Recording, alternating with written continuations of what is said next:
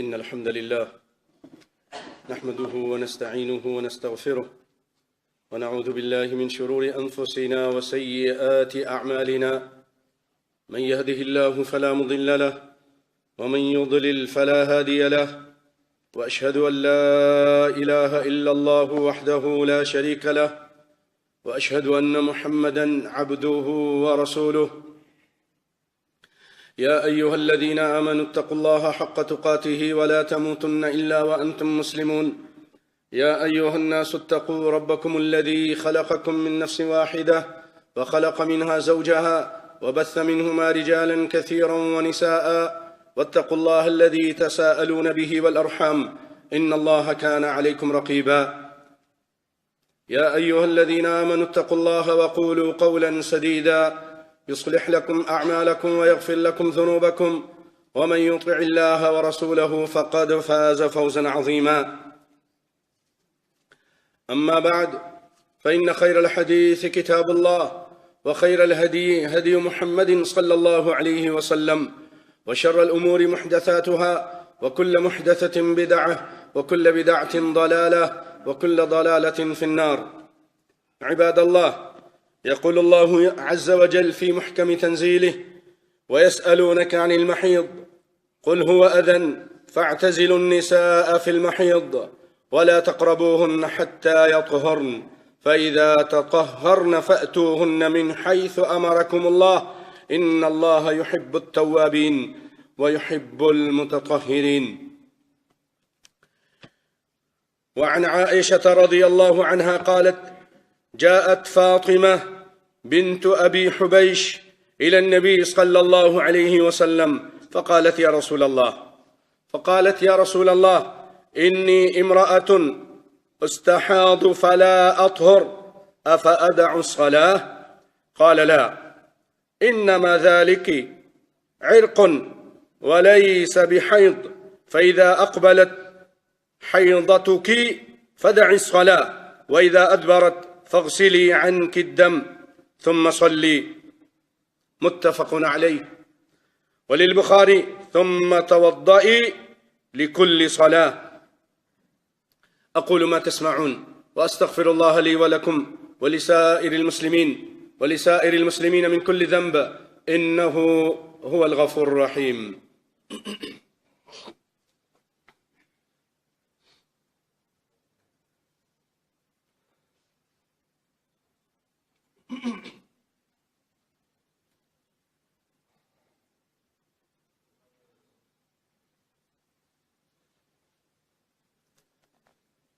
الحمد لله رب العالمين، والعاقبة للمتقين، والصلاة والسلام على سيد الأنبياء والمرسلين نبينا محمد وعلى آله وصحبه ومن تبعهم بإحسان إلى يوم الدين.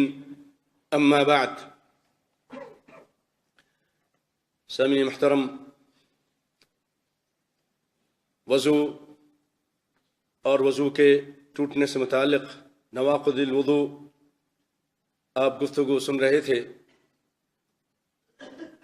पिछले जुम्मों में आपने सुना कि अगर क़ुबलैन से कोई चीज़ खारिज हो जाए तो बंदे का वज़ू टूट जाता है। अगर ऊँट का गोश्त खा ले तो उसका वज़ू टूट जाता है। इसी तरह अगर नऊज़ु बिल्लाह कोई शख्स मुर्तद हो जाए इस्लाम लाने के बाद तो उसका भी वज़ू टूट जाता है। इस तरह की गुफ्तगू कुरान और सुन्नत की रोशनी में आप सुन रहे थे। तो उसी बयान को अल्लाह ने चाहा तो आगे चलाते हैं। भाइयों, ख़ास औरतों के साथ एक मसला है कि उनको ख़ास दिन शुरू होते हैं। जब ये ख़ास दिन शुरू होते हैं तो उनका वज़ू भी और उनका नमाज वग़ैरह अल्लाह रब्बुल आलमीन इन दोनों में माफ़ कर देता है, और रोज़े की वो क़ज़ा करती हैं। इसी से मुताल्लिक़ कुरान पाक में अल्लाह ताला ने एक जगह फरमाया, سورۃ بقرہ آیت نمبر 222 کہ آپ سے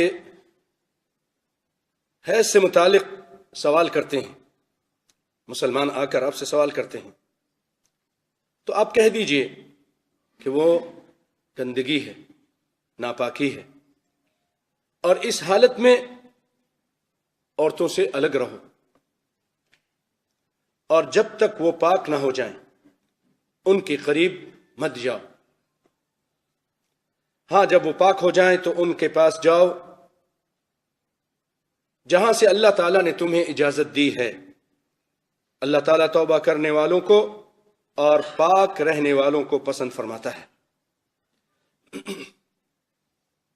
بھائیو، بلوغت کے بعد جب عورت بالغ ہو جاتی ہے تو اس کو یہ دن آتے ہیں جس کو پیریڈ بھی بولتے ہیں۔ اس میں بلڈ آتا ہے، اس کو حیض کہا جاتا ہے، اور بعض دفعہ عادت کے خلاف، مثلا 7 دن، 5 دن یا 6 دن کے علاوہ بھی کسی خاتون کو زیادہ بلڈ آتا رہتا ہے تو اسے استحاضہ کہتے ہیں، اسے استحاضہ کہتے ہیں۔ یہ حیض نہیں ہے، یہ پیریڈ نہیں ہے، بلکہ ایک بیماری ہے۔ اس کا حکم حیض سے مختلف ہے۔ جیسے میں نے بتایا، حیض کے ایام میں نماز معاف ہے، روزہ بھی نہیں رکھیں گی لیکن اس کی قضا کریں گی، بعد میں اس کی قضا ضروری ہے۔ اور مردوں کے لیے ان دنوں میں، پیریڈ والے دنوں میں، وہ عورتوں کے اپنے جسم، اپنے ماحول، آب و ہوا کے لحاظ سے کسی کے 3 دن، کسی کے 4 دن، کسی کے 5 اور 6، 7 دن یہ ہوتے ہیں۔ تو ان دنوں میں ان کے قریب، یعنی ملاقات خاص کے لیے نہیں جانا، یہ مردوں کے لیے حکم ہے۔ وَلَا تَقْرَبُوهُنَّ، البتہ ہاتھ لگانا، سلام کرنا، بوسہ کنار کرنا یہ جائز ہے۔ اسی طرح عورت ان دنوں میں کھانا پکا سکتی ہے، دیگر گھر کے کام وغیرہ کر سکتی ہے۔ کیوں؟ یہ وضاحت کیوں کی جا رہی ہے کہ یہودی ان دنوں میں عورتوں کو بالکل نجس سمجھتے تھے، اور ان کے ساتھ اختلاط، کھانا پینا کچھ بھی جائز نہیں سمجھتے تھے۔ صحابہ کرام نے ان کی بابت نبی کائنات صلی اللہ علیہ وسلم سے پوچھا تو یہ آیت اتری۔ انہوں نے کہا، اللہ کے رسول، پھر ہم بھی ایسے ہی کریں، بالکل دور رہیں آپ۔ پھر قرآن کی یہ آیت اتر گئی، صرف خاص ملاقات سے منع کیا جو آپ سمجھ رہے ہوں گے، باقی اٹھنا بیٹھنا، کھانا پینا، ہاتھ ملانا، بوسہ کنار سب جائز ہے، اس سے منع نہیں کیا۔ پاک ہو جائیں، اس سے 2 معنی مراد ہیں۔ پاک ہو جائیں، اس سے 2 معنی مراد ہیں۔ ایک تو یہ کہ وہ جب بلڈ بند ہو جائے تو وہ پاک ہیں، ان کے پاس آیا جا سکتا ہے، جیسا کہ ابن حزم اور بعض ائمہ اور شیخ علامہ ناصر الدین بانی رحمہ اللہ تعالیٰ اس کے قائل ہیں۔ نہائے بغیر نہیں نہائے اور اس کا شوہر ملاقات خاصہ کے لیے اس کے پاس آ جائے۔ لیکن دوسرے بہت سارے علماء اس طرف گئے ہیں کہ صرف بلڈ بند ہونا ہی نہیں، اس کا نہانا بھی ضروری ہے، کیونکہ قرآن پاک میں اللہ تعالیٰ فرماتا ہے حَتَّى يَطْهُرْنَا، یعنی یہ بند ہو جائے، فَإِذَا تَطَهَّرْنَا سے مراد جب وہ غسل کر لیں۔ بعض علماء اس طرف گئے ہیں کہ جب تک غسل نہ کر لیں وہ ان کے پاس آنا نہیں چاہیے۔ یہ نہیں کہ صرف بلڈ بند ہو گیا، جب تک غسل نہ کر لیں ان کے پاس نہیں آنا چاہیے، اور اس سے مباشرت اگر آیا تو حرام رہے گی۔ امام شوکانی نے اس کو راجح قرار دیا فتح القدیر، اور بہت سارے علماء اسی طرف گئے۔ تو بھائیو، آج اسی سے متعلق آپ کے سامنے اور بھی دیگر باتیں آپ سنیں گے۔ ایک خاتون ہیں، اما عائشہ رضی اللہ تعالی عنہ، روایت کرتی ہیں کہ وہ آئیں فاطمہ بنت ابی حبیش الى النبی صلی اللہ علیہ وسلم فقالت یا رسول اللہ انی امرأۃ استحاض، اللہ کے رسول، میں ایک ایسی عورت ہوں جس کو حیض کے علاوہ خون آتا ہے، جس کو حیض کے علاوہ خون آتا ہے، فلا اطہر، میں تو پاک نہیں ہوتی، افادع الصلاۃ، اللہ کے رسول میں صلاۃ نماز چھوڑ دوں؟ قال لا، آپ نے فرمایا نہیں، نماز نہیں چھوڑنا۔ یہ تو جو خاص ایام ہے اس کے علاوہ خون ہے، اس کی وجہ سے نماز نہیں چھوڑو گی، اس میں نماز پڑھنی۔ انما ذلک عرق، یہ ایک تو رگ ہے، اس میں کچھ خرابی پیدا ہو جاتی ہے، اس کا یہ خون ہے۔ ولیس بحیض، یہ حید نہیں ہے۔ حید جو میں نے بتایا کہ 5 دن 7 دن، ہر عورت کے ساتھ مختلف دن ہوتے ہیں، اس کے علاوہ یہ خون ہے۔ فَإِذَا أَقْبَلَتْ حَيْضَتُكِ فَدَعِ الصَّلَاةَ، جب تمہیں یہ ماہواری آ جائے، یہ دن آ جائے خاص دن، تو اپنی نماز کو چھوڑ دو۔ وَإِذَا أَدْبَرَتْ، جب یہ دن چلے جائیں، فَاغْسِلِي عَنْكِ الدَّمَ ثُمَّ صَلِّي، پھر تم جب یہ دن چلے جائیں، 5 اور دن اور 6 دن 7 دن، جتنے بھی تمہارے اپنے دن ہیں جو بیماری سے پہلے تمہارے ساتھ تھے، وہ جب بند ہو جائیں تو اس کے بعد نہا لو، اور پھر اس کے بعد تم نماز پڑھو۔ اور ایک روایت میں ہے ثم توضئی لکل صلاۃ، ہر نماز کے لیے تم ایک وضو کرو، ہر نماز کے لیے تم وضو کرو۔ مفہوم جو علماء اس کی تشریح میں لکھتے ہیں کہ خواتین کو 3 قسم کے خون سے واسطہ پڑتا ہے۔ ایک حیض کا خون جو ہر ماہ عورت کے بالغ ہونے کے سے لے کر بڑھاپے تک ایام حمل کے علاوہ برابر آتا رہتا ہے، اور اس کا رنگ حدیث میں آئے کہ کالا ہوتا ہے، سیاہ ہوتا ہے۔ دوسرا خون نفاس کا ہوتا ہے، یہ خون جو پیدائش کے بعد، بچے کی پیدائش کے بعد تقریباً 40 دن تک جاری رہتا ہے، یا اس سے کم و بیش۔ جب خون بند ہو جائے ولادت کے بعد، اسی وقت عورت پاک ہو جاتی ہے۔ تیسرا خون استحاضہ کا ہے، یہ حیض کے علاوہ جو خون آتا ہے، یہ خون دونوں خونوں سے الگ نوعیت کا ہوتا ہے۔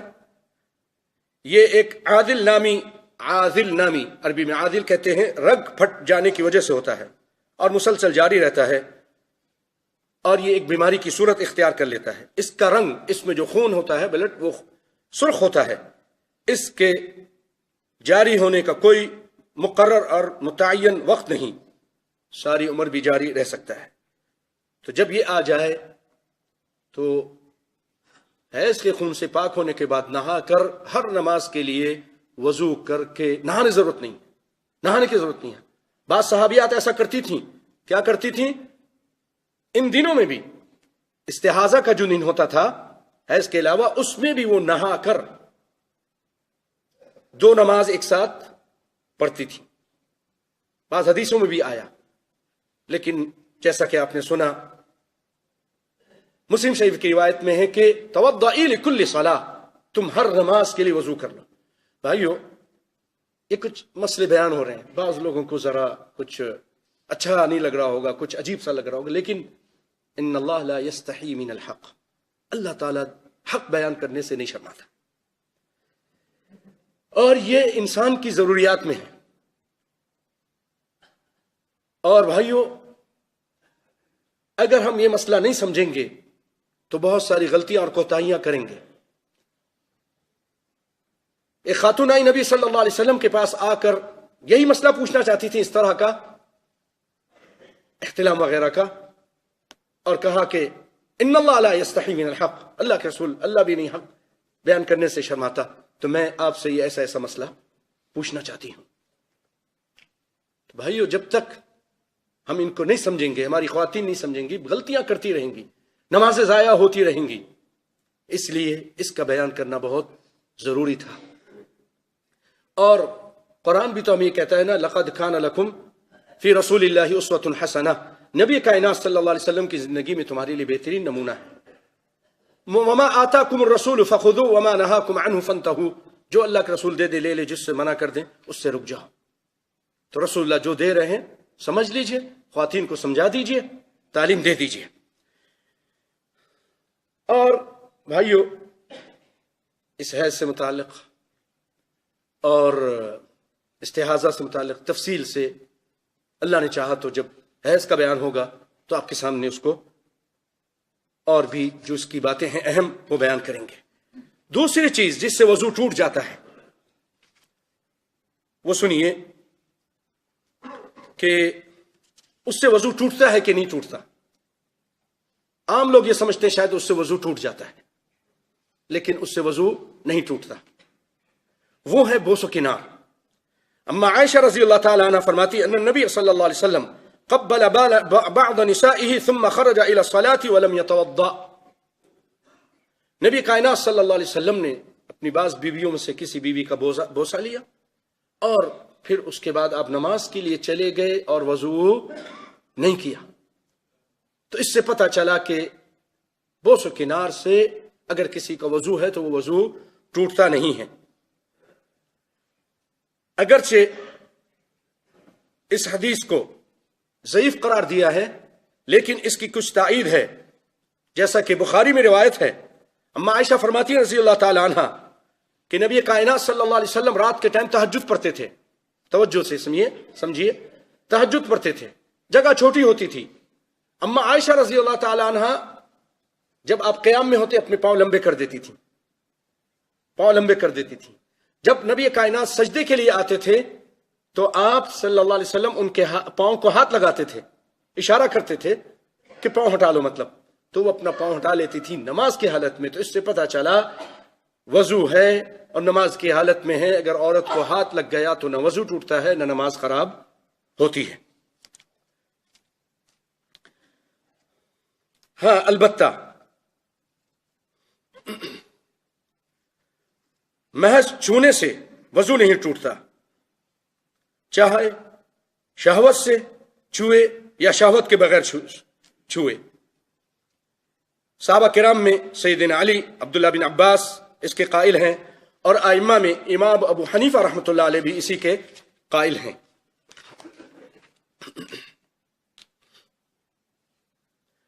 اس سے ہمیں یہ پتہ چلا اس حدیث سے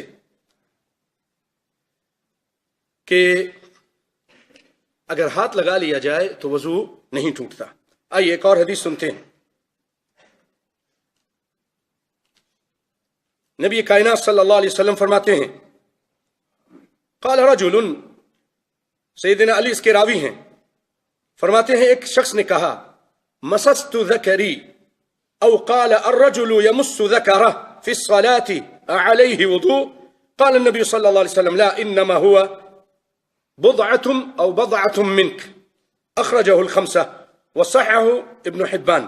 ایک شخص نے آ کے کہا اللہ کے رسول، ایک آدمی نماز پڑھتا ہے، نماز کی حالت میں اپنی شرمگاہ کو ہاتھ لگا لیتا ہے، شرمگاہ کو ہاتھ لگا لیتا ہے، تو کیا اس کا وضو ٹوٹ گیا؟ آپ صلی اللہ علیہ وسلم فرماتے ہیں کہ وضو نہیں ٹوٹا، نہیں، بلکہ یہ تمہارے جسم کا ایک ٹکڑا ہے۔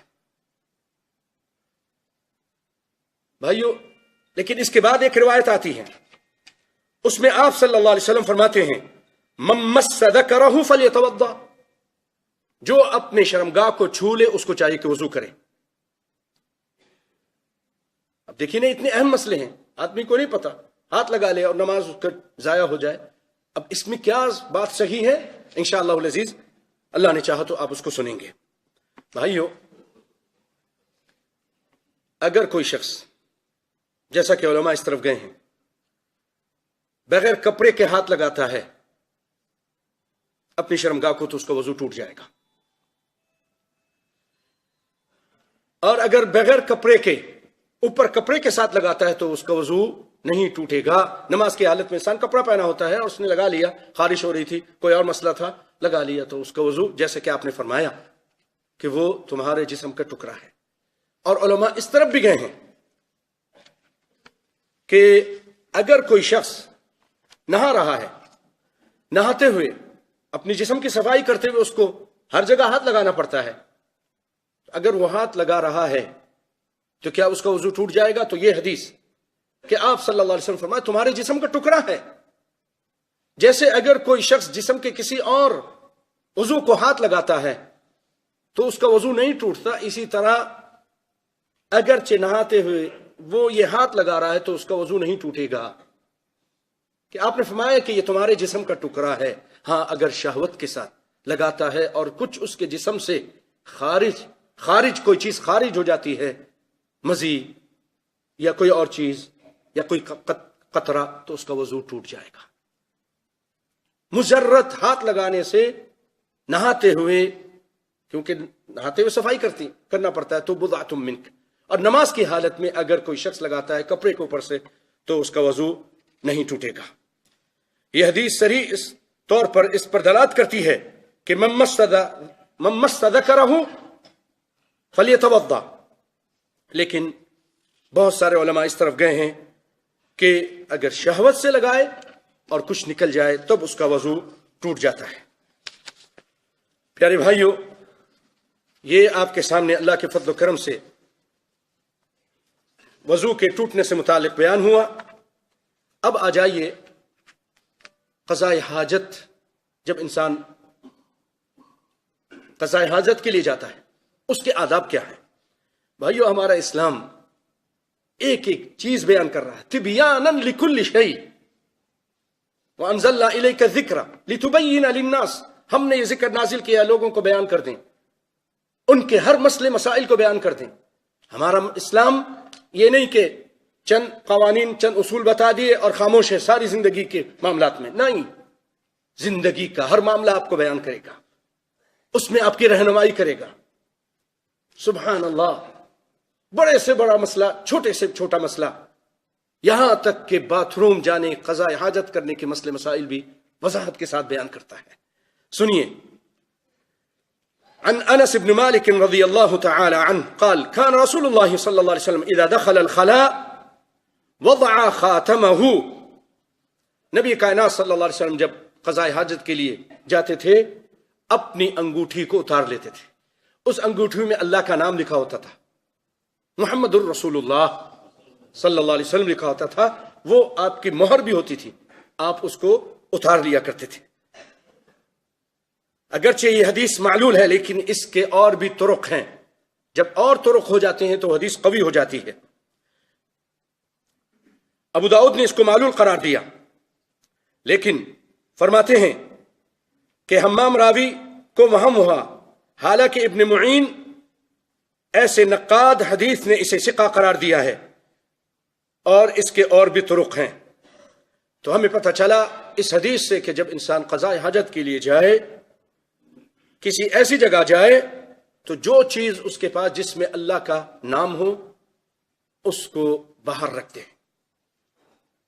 آج کے دور میں بھائیو ہمارے پاس یہ ٹیلی فون ہوتے ہیں، اس کے اندر قرآن تک ہے. اب اگر کسی مسافر جگہ پہ ہیں، کہیں اور ہیں، ایئرپورٹ پہ ہیں، ریلوے اسٹیشن پہ ہیں، وہاں آپ رکھ گئے، بھول گئے، بڑی اہم چیز. تو علماء نے اس کے بارے میں کہا کہ کیونکہ یہ بائٹس ہیں اصل میں وہ مل کر جب اسٹارٹ کرتے ہیں تو اس میں نظر آتا ہے آپ کے اسکرین پر، جب نہیں تو پھر وہ کچھ بھی نہیں ہے. تو اس کو آپ آف کر کے، یہ نہیں کہ وہ صفحہ کھلا ہوا ہے قرآن پاک کا اور باتھ روم جا رہے ہیں، وہ صحیح نہیں ہے. لیکن اگر آف کر دیا ہوا ہے اور باتھ روم میں اس کو لے کے گئے ہیں تو اس میں کوئی حرج نہیں ہے. اور نبی کائنات صلی اللہ علیہ وسلم جب جاتے تھے تو بھائیو الٹا پاؤں پہلے لے کے جاتے تھے اور یہ دعا پڑھتے تھے، اللہم انی اعوذ بک من الخبث والخبائث. اے اللہ میں تجھ سے پناہ چاہتا ہوں خبیث جنوں اور خبیث جنیوں سے، اس کو ساتوں نے روایت کیا ہے، یعنی بخاری، مسلم، ابو داؤد، نسائی، ابن ماجہ اور ترمذی، سب نے اس کو روایت کیا ہے۔ کیوں؟ یہ گندگی کی جو جگہیں ہوتی ہیں یہاں جن اور خراب جن، شیطان جن، خبیث جن یہاں بسیرا کرتے ہیں۔ جنوں کا وجود ہے، بعض لوگ انکار کرتے ہیں، نہیں ہے، نہیں۔ وَإِذْ صَرَفْنَا إِلَيْكَ نَفَرًا مِّنَ الْجِنِّ يَسْتَمِعُونَ الْقُرْآنَ، ہم نے ایک جنوں کی جماعت آپ کی طرف بھیجی تھی۔ قرآن میں اللہ تعالیٰ کہہ رہا ہے، اور انہوں نے کہا اِنَّا سَمِعْنَا قُرْآنًا عَجَبًا، ہم نے قرآن سنا۔ تو جنوں کا وجود ہے، اس کا انکار کرنا گویا کہ قرآن کا انکار کرنا ہے۔ بعض لوگ اس کا انکار کرتے، صحیح نہیں ہے۔ اور آپ یہاں فرما رہے ہیں کہ اللہم انی اعوذ بک من الخبث والخبائث، خبیث جن اور خبیث جنیوں سے میں تیری پناہ پکڑتا ہوں، کیونکہ ان کی بسیرے کی جگہ ہوتی ہے، جو گندے جن ہوتے ہیں، اچھے جنوں کی نہیں۔ تو اس لیے یہ دعا سکھائی ہے۔ جو لوگ دعا پڑھ کے نہیں جاتے، ان دعاؤں کا اذکار کا خیال نہیں رکھتے، بھائیو وہاں جاتے ہیں تو ان کو پھر جن تنگ کرتے ہیں، جن چڑھ جاتے ہیں، پھر بعد میں کہتے ہیں کہ یہ ہو گیا، فلاں قاری کے پاس لے کے جاؤ، دم کراؤ، اور یہ ہو رہا ہے، وہ ہو رہا ہے۔ اصل وجہ یہ ہے کہ ہم میں سے بعض لوگ اذکار صباح، نماز کا خیال، نماز کے بعد اذکار، باتھ روم کے اذکار، گھر داخل ہونے کے اذکار، یہ ساری چیزیں ہیں، ہمیں معلوم نہیں۔ بھائی نبی کائنات صلی اللہ علیہ وسلم فرماتے ہیں جو شخص اپنے گھر آتا ہے، بسم اللہ پڑھتا ہے، شیطان وہیں سے پیچھے ہو جاتا ہے، نہیں داخل ہوتا۔ جب آپ بسم اللہ نہیں بولتے، وہ کہتا ہے دوسروں جنوں کو بھی آؤ آؤ، یہاں ہمارے لیے کھانا بھی ہے، یہاں ہمارا سونا بھی ہے، رات گزارتا ہے۔ انسان جب اپنی گھر والی کے پاس جاتا ہے خاص ملاقات کے لیے، وہاں بھی اگر دعا نہیں پڑھتا وہ شامل ہو جاتا ہے، شامل ہو جاتا ہے۔ بھائیو یہ دعائیں سیکھیے۔ ایک کتاب آتی ہے حسن المسلم، حسن المسلم ایک کتاب ہے، آپ وہ لے لیجیے، اس میں اس طرح کی ساری دعائیں گھر سے نکلتے ہیں، دعا پڑھیے، بسم اللہ توکلت علی اللہ، اللہم انی اعوذ بک من ان اضل او اضل او ازل او ازل او اظلم او اظلم او اجہل او یجہل علی۔ یا اللہ میں اس سے پناہ چاہتا ہوں کہ میں پھسلوں یا پھسلائی جاؤں، یا میں ظلم کروں یا ظلم کیا جاؤں، یا اللہ یا میں گمراہ ہوں یا کسی کو گمراہ کروں یا کوئی مجھے گمراہ۔ یہ بڑی پیاری پیاری دعائیں ہیں، جب یہ انسان پڑھ لیتا ہے اللہ کی حفاظت میں آ جاتا ہے۔ اسی طرح جب قضاء حاجت کے لیے جائے تو یہ دعا پڑھے، اور وہاں پر خاموش رہے، کوئی بات نہ کرے، اللہ کا ذکر بھی اب وہاں جا کے نہ کرے، زبان کو بالکل روک لے۔ نبی کائنات صلی اللہ علیہ وسلم اسی طرح فرماتے ہیں، ابو ہریرہ اس کے راوی ہیں، کہ اتقوا اللاعنین الذی یتخلی فی طریق الناس او فی ظلہم۔ نبی کائنات صلی اللہ علیہ وسلم فرماتے ہیں کہ ایسی جگہوں پر، جیسے انسان کہیں بڑ میں چلا گیا، کہیں گاؤں میں چلا گیا، تو آپ صلی اللہ علیہ وسلم فرماتے ہیں ان جگہوں پر قضاء حاجت کرنے سے بچو جو لوگوں کے راستہ ہے۔ جب کوئی شخص راستے میں لوگوں کے چلنے کی جگہ پگ ڈنڈی ہو یا روڈ ہو، گاؤں میں چلنے کے لیے پگ ڈنڈی ہوتی ہے، لوگ چلتے ہیں تو وہ راستہ بن جاتا ہے، کوئی شخص وہاں ایسا حاجت کر دے، ہر آدمی آ کے گالی دے گا، لعنت کرے گا، یار دیکھو کتنا گندا آدمی تھا، اس کی ایسی ویسی گالی دے گا۔ آپ صلی اللہ علیہ وسلم فرماتے ہیں ایسے لعنتی چیزوں سے بچو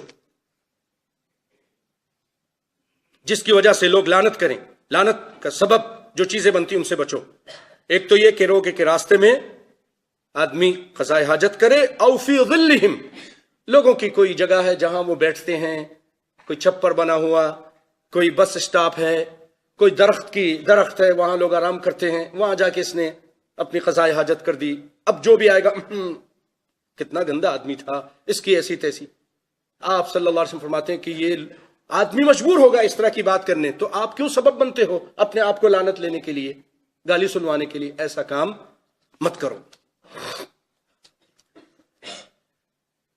اور ایک روایت میں ہے کان رسول اللہ صلی اللہ علیہ وسلم يدخل الخلاء فاحمل انا وغلام نحوی اداوة من ماء وعنزة فيستنجي بالماء. سیدنا انس رضی اللہ تعالیٰ عنہ روایت کرتے ہیں کہ میں اور میرے ساتھ ایک اور لڑکا غلام، وہ ایک برتن اٹھاتے تھے ہم پانی کا، اور ایک نیزہ لے کر ہم چلتے تھے اور نبی صلی اللہ علیہ وسلم کے لیے وہاں رکھ دیتے تھے. آپ وہاں جا کے قضاء حاجت فرماتے تھے. یہ ان کی خدمت ہو رہی ہے. تو شاگرد اور چھوٹا اپنے بڑے کی خدمت کر سکتا ہے، کم رتبے والا بڑے والے کی خدمت کر سکتا ہے. بیٹا اپنے باپ کی خدمت کرے، شاگرد اپنے استاد کی خدمت کر سکتا ہے. اور آپ صلی اللہ علیہ وسلم قضاء حاجت سے فارغ ہونے کے لیے کیا استعمال کرتے تھے؟ پانی استعمال کرتے، بالماء. اور اسی طرح پانی کے علاوہ ڈھیلا بھی استعمال کیا جا سکتا ہے، اس کی ذکر آپ سنیں گے. اور اہل قبا ان کے بارے میں اللہ تعالیٰ نے فرمایا فیہ رجال یتطہرون یحبون ان یتطہرون. اس میں ایسے لوگ رہتے ہیں جو پاکی کو پسند کرتے ہیں. آپ نے پوچھا کہ بھئی اللہ نے تمہاری تعریف کی ہے، تم کیا کرتے ہو؟ کہا اللہ کے رسول ہم اگر ڈھیلا استعمال کرتے ہیں تو پانی بھی استعمال کرتے ہیں، یا پانی استعمال کر لیں تو ڈھیلا استعمال کرتے ہیں، پتھر استعمال کرتے ہیں. تو اللہ نے ان کی تعریف کی تھی. اور اگر صرف پانی استعمال کر لیا تب بھی کافی ہے، اور اگر صرف ڈھیلا استعمال کر لیا تب بھی کافی ہے. لیکن ڈھیلا 3 استعمال کریں گے یا پھر 5 کریں گے یا طاق رکھیں گے، جفت نہیں ہونا چاہیے. 3 5 7 جب تک آپ دیکھ نہیں دیکھے بھئی اس سے صفائی نہیں ہو گئی. ٹیشو بھی، کیونکہ ٹھیلے کی جگہ پر ہے، اگر نہیں ہے کوئی تو ٹیشو بھی، پانی بھی نہیں ہے تو ٹیشو بھی یوز کر سکتا ہے. اور پانی افضل ترین چیز ہے. اور نبی کائنات صلی اللہ علیہ وسلم چھپ جاتے تھے، قضاء حاجت کے لیے چھپ جاتے تھے. آپ نے فرمایا، مغیرہ بن شعبہ رضی اللہ تعالیٰ عنہ روایت کرتے ہیں قال علی رسول اللہ صلی اللہ علیہ وسلم خذ الاداوہ. آپ نے فرمایا پانی اٹھاؤ، ایک برتن. یہ بھی شاگرد ہیں اور بڑے زبردست شاگرد ہیں. مغیرہ بن شعبہ بہت داہیہ ہیں، داہیت العرب، بہت زبردست. سبحان اللہ. ان کا چھوٹا سا قصہ آپ کو سناتا ہوں. سیدنا عمر رضی اللہ تعالیٰ عنہ کے زمانے میں بحرین کے یہ گورنر تھے. یہاں کے لوگوں نے ان پہ الزام لگا دیا کہ یہ ذرا صحیح کام کرتے تھے بالکل سختی کے ساتھ. تو انہوں نے کہا کہ اس سے کیسے جان چھڑائیں، اس پہ الزام لگائیں.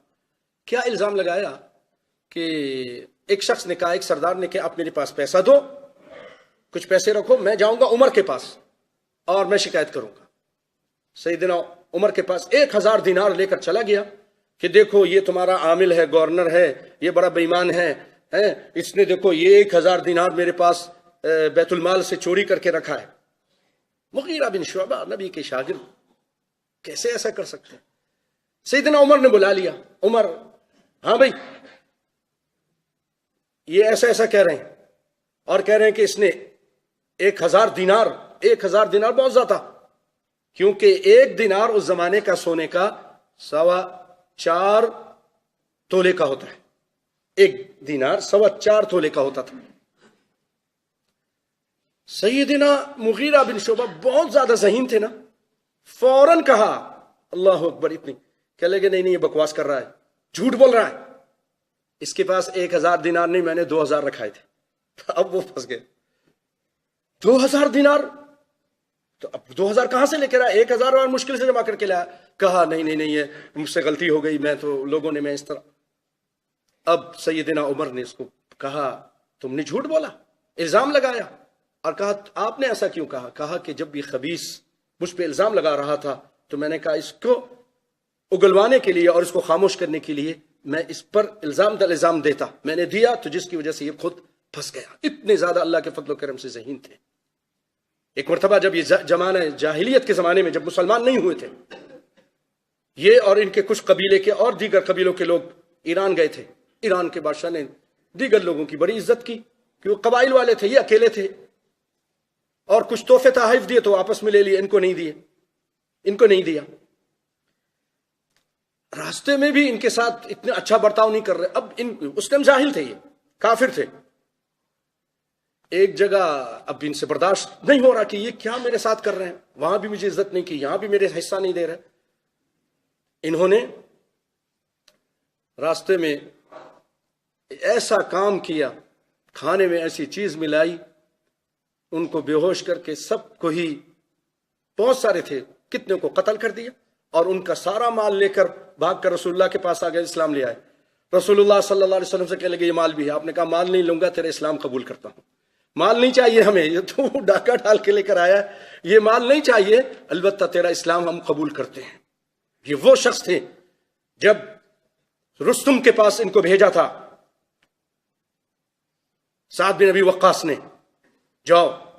وہاں گئے، پھٹا پرانا لباس، پیون لگے ہوئے، چلتے ہوئے قالین پر چھلانگ مار کے اس کے اوپر برابر بیٹھ گئے مغیرہ بن شعبہ رضی اللہ تعالیٰ عنہ. اور رستم کہنے لگا تم ہم سے جنگ کرو گے، تمہاری تلوار دیکھو اس پہ نیام بھی نہیں ہے. انہوں نے کہا نیام نہیں ہے.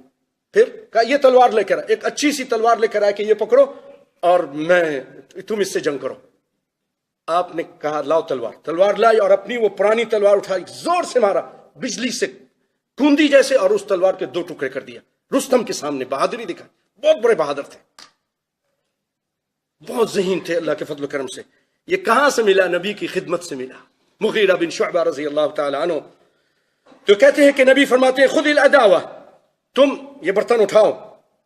فانطلق حتى توارى عینی فقضى حاجته، متفق علیہ. چلے گئے، چھپ گئے جا کر، اور چھپ کر پھر آپ صلی اللہ علیہ وسلم نے قضاء حاجت فرمائی. اور بھائیو ایک اور روایت سنیے کہ جس میں نبی کائنات صلی اللہ علیہ وسلم نے یہ جو حدیث میں نے آپ کے سامنے پڑھی، لانتی کاموں سے بچو، ان میں کچھ روایتیں ایسی ہیں جس میں ضعف ہے، لیکن وہ کل 5 چیزیں ایسی ہیں جن جگہوں پر آپ صلی اللہ علیہ وسلم نے قضاء حاجت سے منع کیا ہے. عام راستہ، سایہ دار درخت، پانی کے گھاٹ، پانی کا گھاٹ، ضفت النہر، پھلدار شجرۃ المثمرہ، اور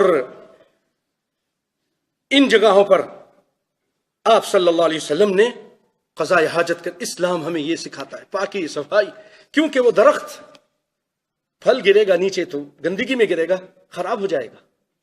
لوگوں کے چلنے کی جگہ، نہر، پانی وہاں لوگ پیتے ہیں.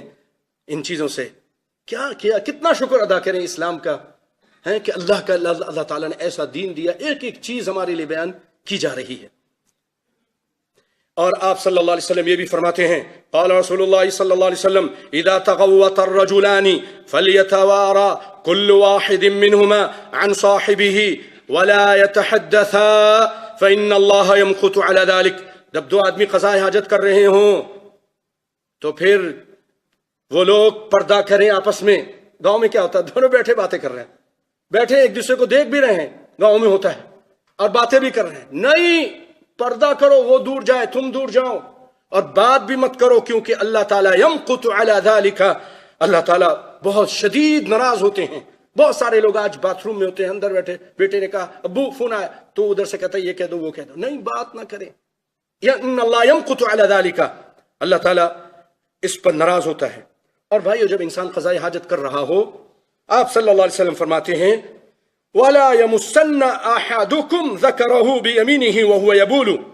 جب انسان قضاء حاجت کر رہا ہے تو اپنے شرمگاہ کو سیدھے ہاتھ سے نہ پکڑے، سیدھے ہاتھ سے نہ پکڑے، الٹے ہاتھ سے ہاں اس کی صفائی کرنا ہے، کچھ کرنا ہے. سیدھے ہاتھ سے پانی ڈالے، سیدھے ہاتھ سے اپنی شرمگاہ کو نہ پکڑے. پھر آگے سنیے کیا فرماتے ہیں وَلَا يَتَمَسَّحْ مِنَ الْخَلَا بِيَمِينِهِ. جو دوسری جگہ ہے انسان کی، ایک بول کے لیے ایک براز کے لیے، دونوں جگہ، براز والی جگہ کو بھی سیدھے ہاتھ سے نہ پکڑے. وَلَا يَتَنَفَّسْ فِي الْإِنَاءِ. پانی پیتے ہوئے اس میں سانس نہ لے. کیوں؟ آج ڈاکٹر سب بتاتے ہیں کہ اس سے جراثیم نکلتے ہیں، اسی پانی میں چلے جاتا ہے، اسی لیے اس میں پھونک نہ مارے. بعض لوگ چائے پیتے ہیں، یہ کیا کر رہے ہو، غلط ہے. آپ کے جراثیم اس کے اندر جا رہے ہیں. اسلام نے اس سے منع کیا, 1400 سال پہلے منع کر دیا. آج ڈاکٹر بتا رہے ہیں اس سے جراثیم آ جاتے ہیں, پھر وہ ان کے جسم کے اندر چلا جاتا ہے. اور آپ صلی اللہ علیہ وسلم کہا 3 سانس میں آپ پانی پیو اور سانس باہر نکالو. پانی پیتے وقت برتن میں سانس لینا اس لیے منع کہ سانس کے ذریعے جراثیم اس میں چلے جاتے ہیں اور معدے میں داخل ہو جاتے ہیں. اسی لیے پانی پیتے ہوئے گھٹا-گھٹ ایک ہی سانس میں آپ نے پینے سے منع کیا, بلکہ اس کو 3 دفعہ پیے اور سانس جب لے رہا ہے تو باہر نکالے, بسم اللہ, پھر الگ کرے اور جو تنفس ہے وہ باہر نکالے, اندر اس کے اندر برتن میں نہ کرے. آئیے, جو میں نے کہا تھا کہ ڈھیلے, تو ڈھیلے کون سے ہونے چاہیے؟ پتھر ہے, مٹی ہے, اس طرح کی چیز تو یوز کر سکتے ہیں. اس کے بارے میں حدیث سنیے. عن سلمان رضی اللہ عنہ قال لقد نهانا رسول اللہ صلی اللہ علیہ وسلم ان نستقبل القبلہ. نبی صلی اللہ علیہ وسلم نے قضاء حاجت کرتے ہوئے قبلہ کی طرف رخ کرنے سے منع کیا. بغائط او بول او ان نستنجی بالیمین, سیدھے ہاتھ سے استنجا کرنے سے بھی منع کیا, سیدھے ہاتھ سے. او ان نستنجی باقل من 3 احجار, 3 پتھروں سے کم سے بھی استنجا, اگر پانی نہیں ہے استنجا کر رہا ہے 3 پتھروں سے کم سے نہیں کرے گا. او ان نستنجی برجیع او عظم, آپ صلی اللہ علیہ گوبر سے, صلی اللہ علیہ وسلم نے گوبر سے بھی استنجا کرنے سے منع کیا, گوبر سے اور ہڈی سے بھی. بھائیوں, گوبر سے ایک روایت میں تھے کہ وہ گدھے کی لید تھی, تو وہ تو خود ناپاک ہے. اس کے علاوہ اگر بکری کی یا گائے کی یا بھینس کی لید لائی جائے تو اس سے بھی منع ہے, اس سے بھی منع ہے. استنجا کرتے ہوئے کوئی شخص استنجا کر رہا ہے, پتھر نہیں یہ لے کر آیا, اس سے نہیں کر سکتا. کیوں؟ نبی کائنات صلی اللہ علیہ وسلم کے پاس صحیح روایتوں میں کہ جن آئے تھے اور کہا اللہ کے رسول ہمارے لیے کچھ, اللہ سے دعا کیجیے گا اللہ ہمیں کھانے پینے کا سسٹم بنا دے. تو آپ نے دعا کی. تو ہم جو ہڈی کھاتے ہیں, گوشت کھاتے ہیں, اس کے جو ہڈی بچ جاتی ہے, جب اس ہڈی کو ہم پھینک دیتے ہیں, اللہ تعالیٰ ہمارے بھائی جو جن ہیں ان کے لیے اس ہڈی میں گوشت پیدا کر دیتا ہے. اسی لیے آپ صلی اللہ علیہ وسلم نے اس ہڈیوں سے استنجا کرنے سے منع کیا. ہڈی سے استنجا مت کرو. اور گوبر سے, جو جانور ہمارے جانور کھاتے ہیں چارہ اور دانہ اور جو کچھ بھی, پھر وہ گوبر بن کے نکلتا ہے. اللہ تعالیٰ ان کے جانوروں کے لیے جو جنوں کے پاس ان کی سواریاں ہیں, ان کے جانوروں کے لیے اس گوبر وغیرہ کو پھر ان کے لیے غذا بنا دیتا ہے جانوروں کے لیے. تو اسی لیے آپ صلی اللہ علیہ وسلم نے ان گوبروں سے بھی اور ان ہڈیوں سے بھی استنجا کرنے سے منع کیا ہے. بھائیو, اس کے بعد اور بھی کئی مسئلے ہیں, لیکن انشاءاللہ العزیز وہ آئندہ آپ کے سامنے, خاص طور پہ باتھ روم میں اگر ہیں, گھر کے اندر ہیں, تو کس طرف رخ کریں, کیسے کریں, نہ کریں, قبلے کی طرف رخ کریں کہ نہ کریں, اس سے متعلق اور دیگر جو مسائل ہیں انشاءاللہ العزیز وہ آپ کے سامنے آئندہ بیان کریں گے. اللہ رب العالمین ہمیں قرآن سنت پر عمل کرنے کی توفیق عطا فرمائے. اللہ رب العالمین ہم سب کے گناہوں کو معاف فرما دے. اے رب العالمین ہمیں دین کی صحیح سمجھ عطا فرما. اے رب العالمین جو کچھ سنا ہے ہمیں اس کو سن کر اس پر عمل پیرا ہونے کی توفیق عطا فرما. اے اللہ تو اپنے پیارے پیغمبر حضرت محمد مصطفیٰ صلی اللہ علیہ وسلم پر اپنے سب سے اعلیٰ اور عرفہ درود و سلام نازل فرما, جیسا کہ اللہ تعالیٰ خود فرماتے ہیں ان اللہ ملائکتہ یصلون علی النبی یا ایھا الذین آمنوا صلوا علیہ وسلموا تسلیما. اللهم صل علی محمد وعلى آل محمد كما صليت على ابراہیم وعلى آل ابراہیم انك حمید مجید. اللهم بارک علی محمد وعلى آل محمد كما باركت على إبراهيم وعلى آل إبراهيم إنك حميد مجيد. اللهم أعز الإسلام والمسلمين وأذل الشرك والمشركين. اللهم دمر أعداء الدين واجعل هذا البلد آمنا مطمئنا سخاء رخاء وسائر بلاد المسلمين. اللهم فرج هم المهمومين ونفس كرب المكروبين واقض الدين عن المدينين واشف مرضانا ومرضى المسلمين. اللهم اغفر للمؤمنين والمؤمنات والمسلمين والمسلمات الأحياء منهم والأموات إنك سميع قريب مجيب الدعوات. اللهم اكفنا شر أعدائك وأعدائنا بما شئت. اللهم من أراد بنا وللإسلام والمسلمين كيدا فاجعل كيده في نحره وأشغله في نفسه واجعل تدبيره دماره. يا قوي يا عزيز يا ملك يا ديان يا حي يا قيوم برحمتك نستغيث. اللهم اجعل هذا البلد آمنا مطمئنا سخاء رخاء وسائر بلاد المسلمين. ربنا آتنا في الدنيا حسنة وفي الآخرة حسنة وقنا عذاب النار. ربنا هب لنا من أزواجنا وذرياتنا قرة أعين واجعلنا للمتقين إماما. عباد الله، إن الله يأمر بالعدل والإحسان وإيتاء ذي القربى وينهى عن الفحشاء والمنكر والبغي يعظكم لعلكم تذكرون. اذكروا الله يذكركم ولذكر الله أكبر وقوموا إلى الصلاة.